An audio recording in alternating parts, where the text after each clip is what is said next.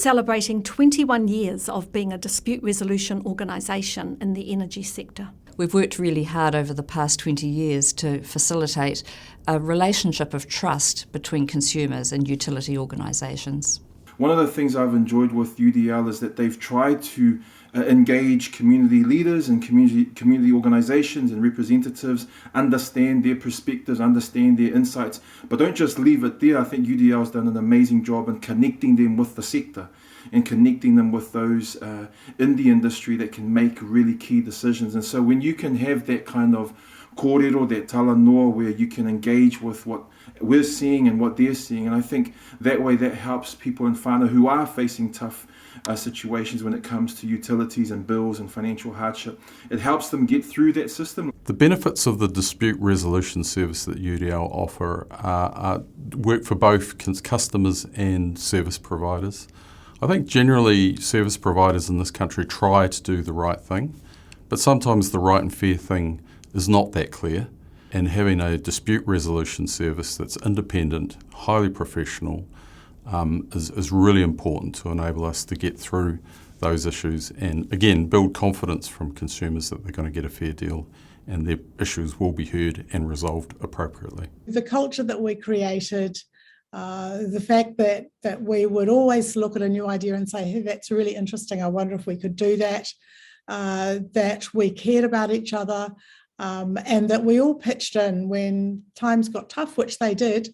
We really all pitched in, looked after each other and pulled through. So we had some existential threats to the scheme at one stage, but we got there by everyone focusing on what we did best, which was handling electricity and then gas complaints, and that was our strength. Throughout the 20-year history, we have held very tightly to the 6 principles that form the basis of a good dispute resolution service.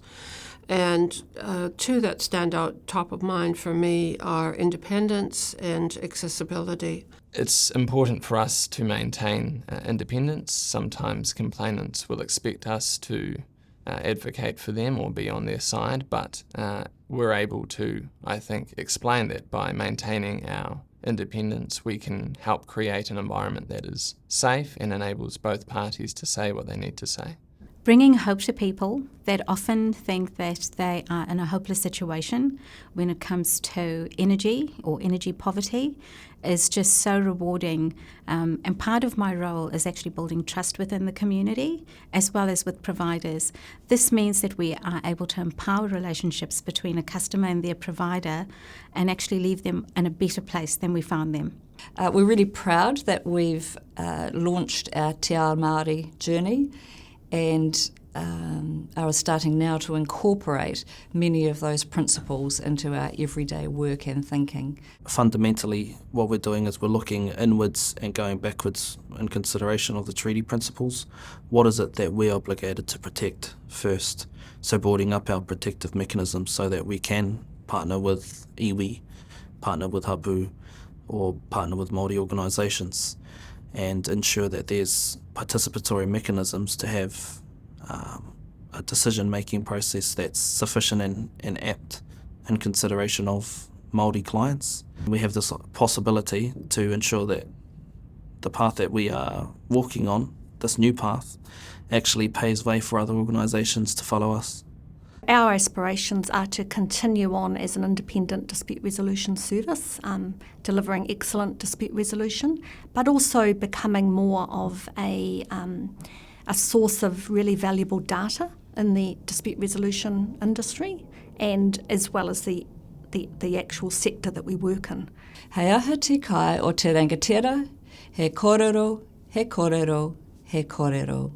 What is the food of the leader? It is knowledge, it is communication.